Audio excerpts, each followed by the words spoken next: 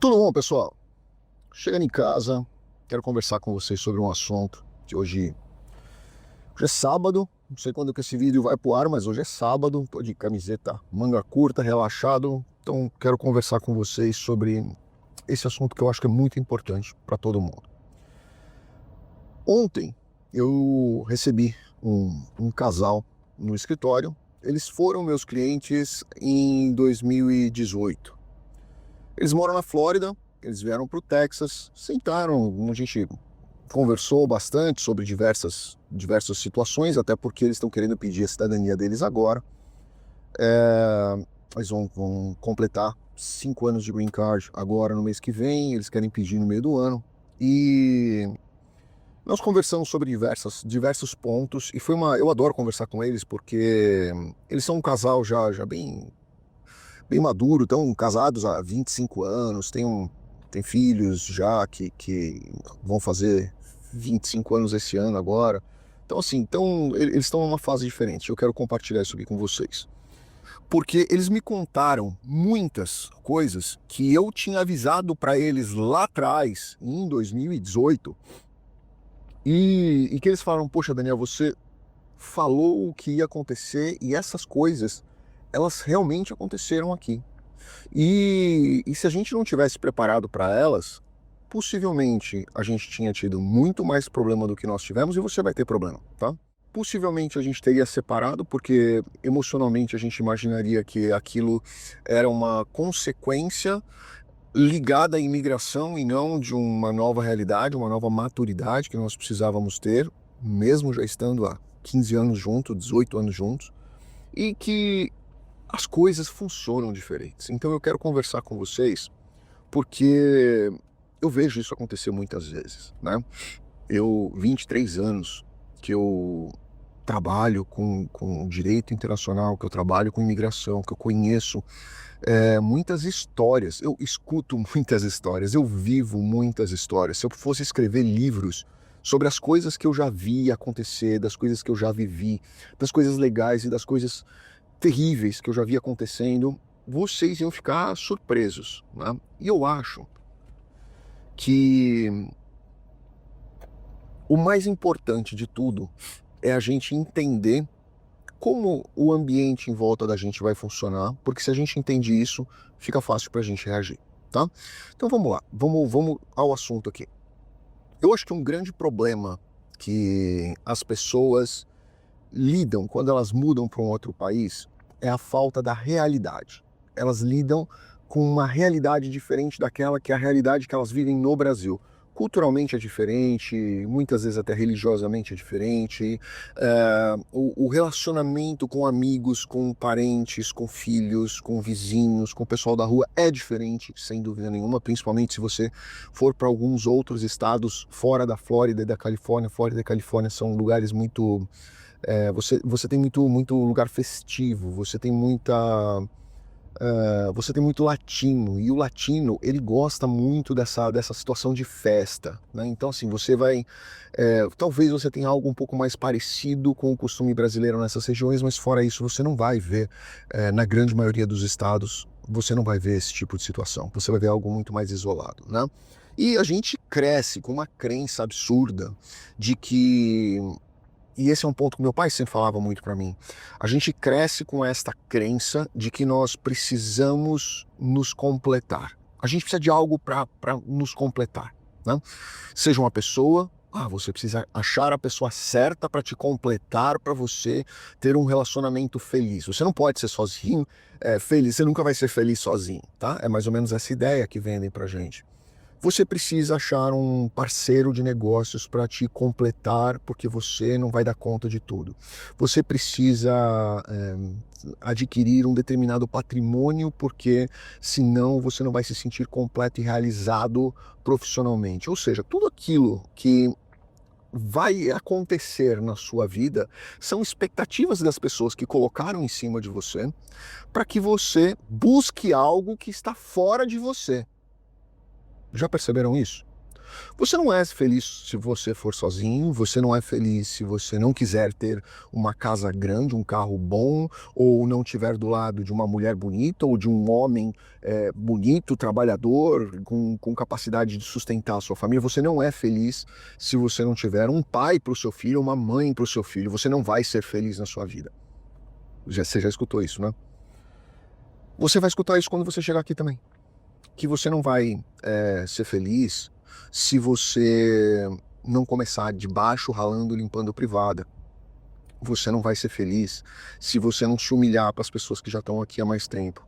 Você não vai ser feliz se você não seguir o conselho exatamente daquele seu coach, mentor, treinador intergaláctico que acabou de chegar nos Estados Unidos faz 1 ano e meio, 2, 5. O cara não sabe nada. Mas ele vai dizer para você que você não vai ser feliz se você não seguir os passos dele, tá? O seu vizinho vai dizer que você não vai ser feliz se você não investir no negócio dele, porque no negócio dele você vai ser muito rico, muito rico. Ele vai te fazer muito rico. Ele vai te tomar aí 100 mil dólares e ele vai te devolver 200 mil dólares em 12 meses. Ele vai te falar isso. Me escreve aqui embaixo se alguém já ouviu essa história. Você vai receber propostas mirabolantes de 30%, 40% de juros, de rendimento em 6 meses. 50% em 6 meses, imagina. Você coloca 100 mil hoje, daqui 6 meses você saca 150 mil. Já pensou nisso? Vão dar nomes bonitos para as coisas, para os projetos, vão dar a mídia. Hoje é muito fácil, ainda mais com inteligência artificial, ela vai criar um cenário para você, para te vender alguma coisa. Eu diria para vocês que 99% dessas pessoas sabem que elas não vão te entregar isso. Aí você vai me dizer, poxa, Daniel, mas por que 99 e não 100? Porque 1% é tão psicopata que ele acredita que ele é capaz de te entregar aquilo. E você vai ver isso. E essas pessoas são talvez as mais perigosas, porque ele vai acreditar na mentira que ele está te contando. E é tão difícil você pegar aquilo, você identificar aquilo que você acredita no que ele está falando. E aí a gente volta para aquele primeiro tópico que eu falei para vocês, né? A necessidade da gente projetar nos outros as nossas próprias expectativas. Desde quando eu estava no Brasil, eu projetava tudo.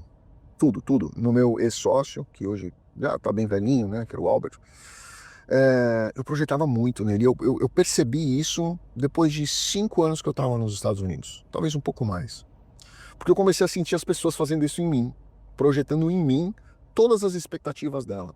Eu era o confidente, o psicólogo, o advogado, o veterinário, o despachante, o amigo, tudo. Eu era tudo para aquelas pessoas.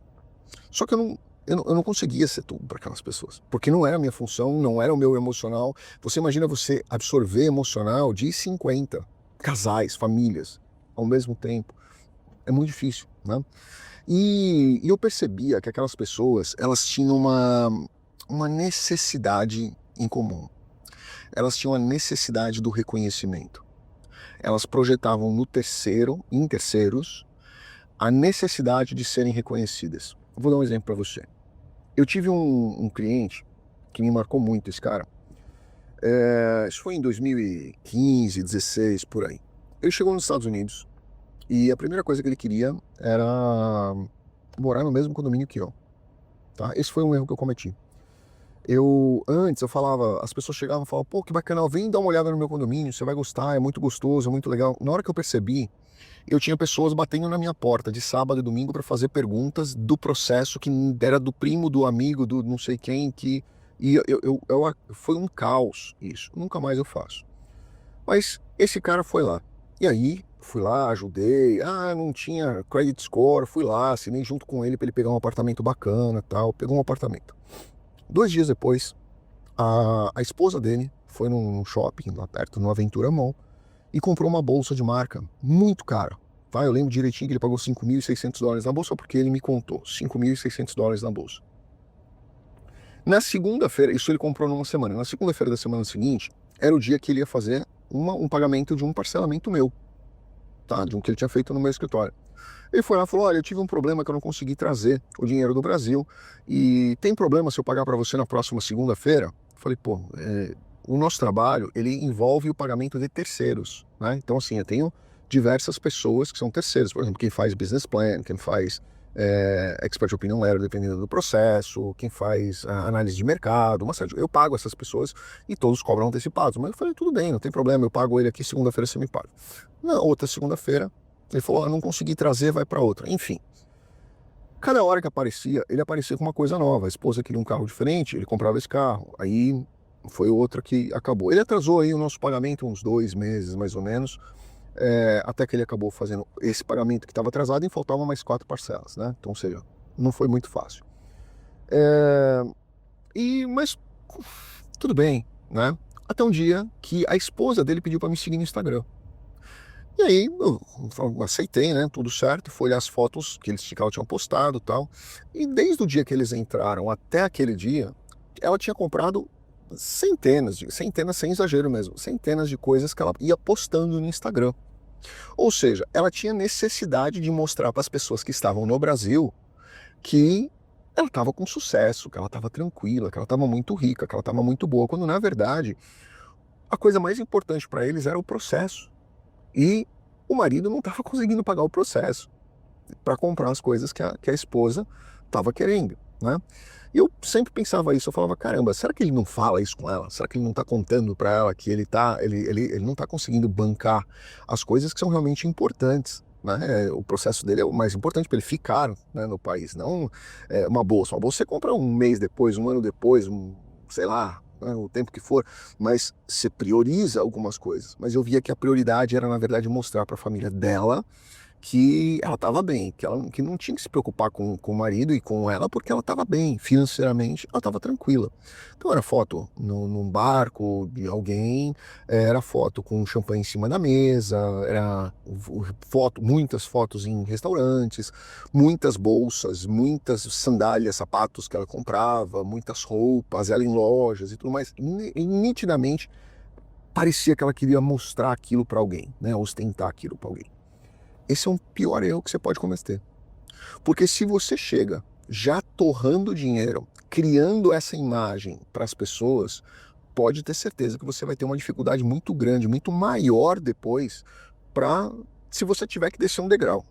Não vou dizer nem descer a escada inteira, é descer um degrau. Você vai perceber isso.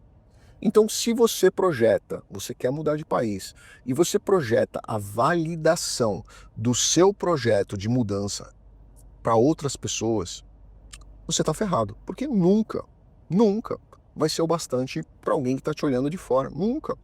Você pode morar na melhor mansão da galáxia. Alguém vai dizer que você ou tá sendo traficante, ou você tá fazendo coisa errada, ou você tá vendendo coisa errada. Alguém vai dizer isso para você por inveja, por fracasso próprio, por insatisfação pessoal dela, com ela mesma, não importa. Ela vai inventar uma história e vai querer te criticar para que ela própria se sinta menos inferior a você. E aí vem aquela velha história, né? A falsa sensação de que a sua felicidade depende dos outros. Para você ser feliz, as pessoas precisam estar te aplaudindo. Para você ser feliz, você precisa ter muitos views, muitos likes, muito reconhecimento, principalmente o reconhecimento social, de pessoas que nem te conhecem. E aí você chega nos Estados Unidos e começa a buscar a validação social dos grupos. Eu odeio grupos, tá? Sempre disse isso aqui para vocês. Porque nos grupos que eu participei há muito tempo atrás, o que acontecia? Tinha uma pessoa, o José, tava lá. Aí ele conversava com o João. E você via a conversa deles, comentando sobre família, sobre churrasco, postava foto, um dava risada, outro não dava, tal. Mas na hora que ele não estava no grupo, ele só falava mal do João e xingava a mulher do João. Isso aconteceu N vezes em situações em que eu vi acontecer. Eu vi essas situações acontecer, tá? Eu vi pessoas muito próximas que estavam dentro de grupo falando mal uma da outra, xingando a outra, falando da mulher do outro, falando do filho do outro, chamando... Enfim, eu vi isso acontecer várias vezes. Então, eu não participo de grupo. Na verdade, para não dizer que eu não participo de grupo, eu participo de três grupos. Um de advogados, um de alguns youtubers aqui, são 8, 10 que estão ali naquele grupo, alguns são muito selecionados ali, que estão nesse grupo, e um outro grupo que são amigos meus, que eu conheço há 35 anos, tem 5 pessoas. É isso, eu não participo de grupo. Quando me adicionam em algum grupo, eu saio imediatamente, sou o primeiro a sair. Ah, mas você é antissocial. Sou antissocial, mas eu não vou ficar ali, porque quando alguma coisa acontece, você é cúmplice daquilo, né? E as pessoas têm muita dificuldade de assumirem a vida delas, a responsabilidade da vida delas para elas próprias e viverem a vida delas. E eu acho que talvez o maior erro de quem chega em outro país, eu vou falar aqui nos Estados Unidos, mas em outros países deve ser da mesma forma. Comenta aqui se você está em outro país e é da mesma forma. Eu acho que o maior erro que as pessoas cometem é esperar que as pessoas vão agir da mesma forma que ela agiria. Eu fui muito ingênuo por muitas vezes, né? Posso contar N histórias aqui para você. Lembro de uma história que veio agora na minha cabeça aqui, de uma pessoa que ele foi meu cliente e eu fiz um processo de visto T2 para ele. E ele tinha pouquíssimos recursos, mas ele se mostrou uma pessoa extremamente trabalhadora, disposta, queria dar uma oportunidade para o filho dele, e enfim, tinha 2 filhos e queria dar oportunidade para o filho dele jogava futebol, e enfim, veio, né? Eles vieram do Rio de Janeiro. Nós aplicamos o visto T2 para ele no Rio de Janeiro, foi aprovado com $39 mil de investimento, era o que ele tinha. 39 mil era o que ele tinha. Montou o business, era o que precisava, era o que ele tinha. Protocolamos o processo, fiz uma defesa, nossa, eu tirei coelho da cartola ali, literalmente, né, para mostrar que realmente aquilo era o necessário. O agente entendeu, estampou o visto dele. Chegou nos Estados Unidos, eu não sei se ele não queria trabalhar ou se ele queria fazer algo diferente, enfim, não é problema meu também, né, mas ele começou a ter diversos problemas financeiros. Aí ele veio me pedir dinheiro emprestado. Fiquei morrendo de dó do filho dele, a esposa não estava trabalhando, apesar de ter autorização de trabalho, não estava trabalhando porque ele queria deixar ela cuidando dos filhos. É o que eu digo para vocês. Falei ontem, inclusive, com uma amiga minha, né? Ela falou assim, aí, você já melhorou da alergia que você estava? Porque eu estava com muita alergia essa semana por causa do pólen. Falei, eu melhorei no dia seguinte, eu não tenho tempo para isso, né? Então eu já chego pro meu organismo e falo, ó, hoje você pode estar mal, amanhã você precisa estar bem porque eu preciso trabalhar, preciso pagar conta, eu tenho conta para pagar, eu não tenho oportunidade para ficar mal, né? Então se vira, vou me virar e é isso, assim que funciona. Ele não queria que a esposa trabalhasse e, enfim, foi isso. Aí ele veio me pedir dinheiro emprestado. Eu falei, ó, vamos fazer o seguinte, ó, para não ficar ruim nem para mim nem para você, porque eu sei que você não vai ter dinheiro para me pagar depois. Então eu vou te dar alguns trabalhos, você leva para tua casa, você faz esses trabalhos para mim e depois você me traz de volta. Meu sócio queria digitalizar todos os processos do escritório. E porque antigamente era tudo físico, né? Tava tudo em arquivos, né? E ele falou, ó, faz o seguinte, pega uma caixa, leva, digitaliza, me manda, traz aqui no pendrive, a gente descarrega, confere, eu te pago, você leva de novo, faz. Beleza? Beleza. Levou para casa dele, começou a trabalhar, paguei ele antecipado, tudo certo. Acabou de fazer, em 2 meses não tinha mais nada para fazer, acabou, eu não tenho mais trabalho, né? E ele que tocasse a vida dele, porque senão se eu fizer isso com todo mundo, meu Deus do céu, eu fecho a porta, não tenho como bancar todo mundo, né? Era uma ajuda e não um sustento. Não era um Bolsa Família, né? E aí eu falei, ó, não dá para fazer mais, obrigado, tá? Ele falou, não, tá bom, vou trabalhar em outro lugar, foi trabalhar em outro lugar. Um mês depois, a pessoa para quem ele foi trabalhar, que era um brasileiro, me encontrou no restaurante, virou para mim e falou assim, Daniel, você conhece o fulano? Eu falei, conheço. Eu fiz o processo dele, ele chegou aqui, teve algumas dificuldades, ele trabalhou lá no escritório por 2 meses. Ele falou, pois é, cara, ele saiu bem bravo, porque ele te odeia. Eu falei, caramba. Fui eu que fiz o processo dele. Chegou aqui, começou a ter problema, eu chamei o cara para entregar $3 mil por mês para ajudar o cara.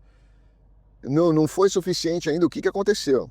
Não, porque ele fala, porque ele xinga, porque ele isso, porque ele aquilo. Eu falei, cara, cada um dá o que tem, né? Se ele não tem educação para dar, se ele não tem humildade e reconhecimento, é problema dele, que siga a vida dele e seja muito feliz. 3 meses depois, a mulher dele me liga, dizendo que a filha estava internada com pneumonia no hospital e que eles não tinham dinheiro para pagar e que ela ia se separar do marido e era isso. Contou, chorou no telefone e tal. Eu fiquei com dó da menina. Peguei meu cartão, tinha uma Amex, tem uma Amex, né? Tinha uma Amex, cartão Amex. Fui no coisa, por que eu tô falando que foi uma Amex? Porque o Amex bloqueou meu cartão por causa dessa situação. Fui lá no hospital, entreguei o cartão para fazer o pagamento da conta dela, foi $8.500, tá? Paguei a conta da menina, para que não ficasse em cima dela. Falei, ó, faz o seguinte, você me dá $800 por mês, me paga em 10 vezes, tá tudo certo. Não se preocupa, resolve com a menina, comprou o próprio hospital deu medicação pra menina, tudo certo, foi embora. 15 dias depois eu fiquei sabendo que eles tinham ido pro Rio de Janeiro, nunca mais me ligou para perguntar se eu tinha recebido a conta, tá? E eu falei, bom, fica como presente, toca a tua vida, tá tudo certo, beleza. Depois 2 pessoas vieram ainda falar que esse cara tava falando mal de mim, dizendo que ele tinha trabalhado para mim, e que eu tinha pago menos do que ele merecia, e que ele queria mais dinheiro. E nunca falou isso para mim, nunca, tá? Nunca. Mas foi falar pros outros. Enfim. Não sei se ele está nos Estados Unidos, não sei se não está. Honestamente, não merecia estar nos Estados Unidos, me arrependo de ter feito esse processo. Hoje eu sou muito mais criterioso. Se a pessoa não se eu acho que ela não bateu o santo, eu prefiro. Não faz, eu indico alguém para fazer, eu mando para algum amigo meu, eu prefiro não fazer o processo, tá? Por que eu contei essa história? Porque isso vai acontecer com você. Você vai ajudar o seu vizinho, você vai fazer o que você pode fazer pelo seu vizinho vai te trair, vai te sacanear e vai puxar o teu tapete, porque nada do que você faça é suficiente para pessoas que não têm caráter. Não importa. Você pode tirar a roupa do corpo, dar para ela, falar, você tá com frio, toma uma jaqueta, toma aqui meu agasalho, meu sapato, o que você quiser, você pode dar para ela de graça. Na primeira oportunidade que ela tiver, ela vai falar mal de você. Isso é questão de caráter, né? Então, você vai perceber que com o tempo você vai se calejando. E isso demora um tempo. Isso demora alguns anos. Não vai ser do dia para a noite. Você vai chegar, você vai ter dificuldade. Você vai criar expectativas em cima de pessoas que vão te decepcionar. Você vai chegar aqui completamente perdido e você vai encontrar o seu caminho, que é o que todo mundo passa por isso, né? E aí as pessoas têm medo. E eu escuto isso todos os dias. Não sei se esse é o momento. O Brasil vai melhorar. O Brasil é o país do futuro. O Brasil vai melhorar. Se mudar o presidente agora, vai melhorar. Vocês sabem quantos clientes meus voltaram para o Brasil quando o Bolsonaro ganhou as eleições? 5, já contei aqui. Eles estavam 2 com visto E2, 3 com green card. Eles voltaram para o Brasil na esperança de que o Bolsonaro iria mudar completamente o Brasil, seria outro país. Você sabe quem que vai mudar o Brasil? Jesus Cristo. Esquece. Eu tenho 50 anos, eu escuto há 50 anos que o Brasil vai ser o país do futuro. A única grande mudança que eu vi no Brasil, grande mesmo, que eu senti a mudança no Brasil, foi Fernando Henrique Cardoso, com o Plano Real. Só, mais isso, mais nada. Se você falar, mas o Fernando Henrique foi um péssimo presidente, eu não estou falando dele como presidente, eu estou falando do Plano Real. Porque eu lembro de como era a inflação antes. Se você é mais novo, você não tem ideia do que é inflação. Você não tem ideia do que é overnight. Você não tem ideia do que é você dormir hoje com um celular custando R$10 e amanhã ele custando R$20. Você não tem ideia do que é isso. Você não tem ideia do que é você ir no mercado, sair com um carrinho cheio de coisas. Não é porque você é milionário, é porque se você não comprasse no dia que você recebesse o seu salário, você não ia conseguir comprar no dia seguinte por causa da inflação. Seu salário era 100 hoje, amanhã seu salário valia 50. Então você tinha que receber o salário e correr para o mercado. Eu lembro que meu pai dispensava, no dia de pagamento, meu pai dispensava os funcionários meio-dia. Dia do pagamento, o funcionário saía meio-dia, para ele poder sair e comprar as coisas. Eu lembro disso, trabalhava na empresa dele. E as pessoas continuam acreditando que as coisas vão mudar. É o presidente, a culpa é do presidente, não é o Congresso. Se o Congresso não deixar governar, volta lá para o ano da eleição do Bolsonaro. Volta lá. Olha um vídeo meu onde eu digo, ele não vai conseguir governar. Não importa, ele não vai conseguir governar. Por quê? Porque nós temos um Congresso que é totalmente comprometido. Nós temos uma estrutura política que é totalmente corrupta. Nós temos de executivo, legislativo e judiciário com um monte de problemas de corrupção que a gente vê todos os dias. Você acha que entrar um presidente vai mudar o Brasil? Desses 5 que eu contei para vocês que saíram, 4 já me ligaram falando, Daniel, como é que eu volto? Agora, faz 3 meses. 4 já me ligaram dizendo, Daniel, chega, deu. Falei, pô, mas eu te contei isso em 2017. Onde você tava com a cabeça? Não, é que a gente acredita que... Claro que você acredita. Você acredita em Saci, você acredita em Curupira, você acredita em mula sem cabeça. Não é assim que as coisas funcionam. Então, por que eu quis gravar esse vídeo? Porque eu tenho visto muitas pessoas querendo sair do Brasil. E eu acho que eu seria hipócrita se eu dissesse para vocês que as coisas vão mudar. Elas não vão mudar. A gente sabe que elas não vão mudar.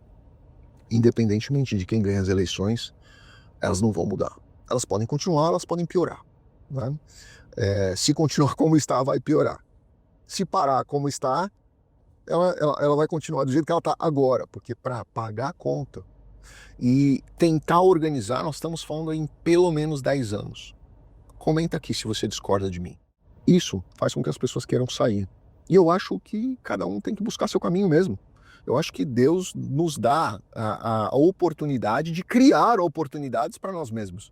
As pessoas que ficam paradas, ancoradas, esperando que o vento bata na vela para que elas possam ir para frente, elas ficam sempre para trás.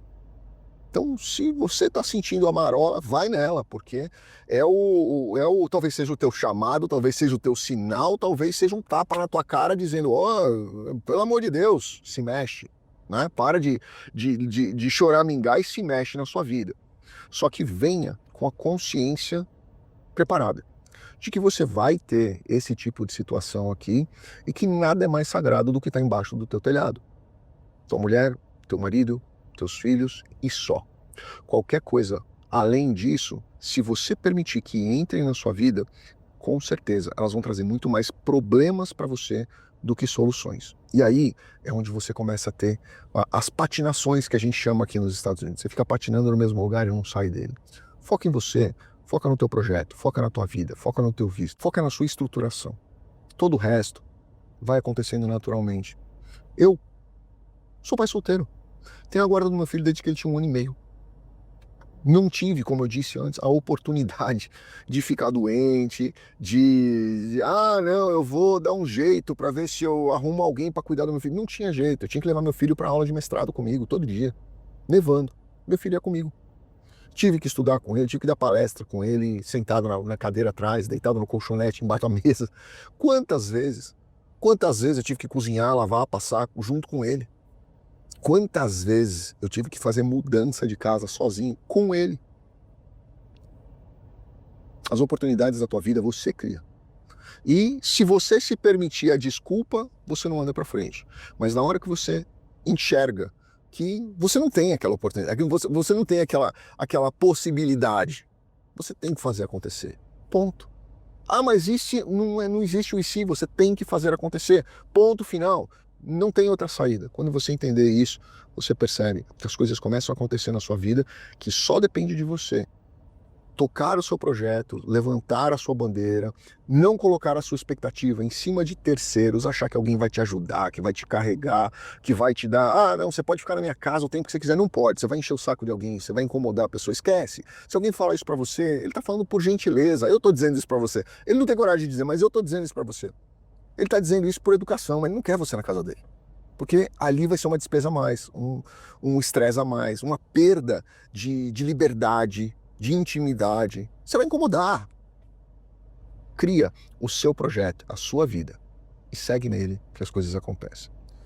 Se você está aqui, se você está em outro país, conta se alguma coisa que eu falei aqui é diferente, né? Para talvez as pessoas entenderem que elas precisam acreditar nelas mesmas, focar nelas mesmas, e não nas promessas dos outros, porque com certeza você vai ter problema, você vai ser traído, vão tentar puxar teu tapete todos os dias, faz parte, e cabe a você ter fé e força para manter o teu foco ali.